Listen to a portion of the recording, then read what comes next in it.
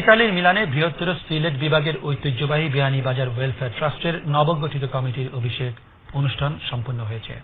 আমাদের মিলান প্রতিনিধি কাউসার হাওলাদার জানান, মিলানস্থ এক রেস্টুরেন্টে নবনির্বাচিত সভাপতি নজরুল ইসলাম চৌধুরী সাজুরির সভাপতিত্বে ও সাধারণ সম্পাদক আব্দুল বাসিদের পরিচালনায় অনুষ্ঠানে প্রধান অতিথির বক্তব্য রাখেন মিলানস্থ কনসাল জেনারেল রেজিনা আহমেদ। বিশেষ অতিথির বক্তব্য রাখেন বিয়ানীবাজার ওয়েলফেয়ার ট্রাস্ট ইউকের সভাপতি মহিবুর রহমান মুহিব, সাধারণ সম্পাদক দেলোয়ার হোসেন, ট্রেজারার মামুনুর রশিদ, সহ সভাপতি দেলোয়ার হোসেন, ট্রাস্টি জাহাঙ্গীর খান, আলহাজ মঞ্জিল আলী, বিয়ানীবাজার জনকল্যাণ সমিতি ফ্রান্সের সাধারণ সম্পাদক আলী হোসেন ও মিলানস্থ কনসাল রফিকুল করিম।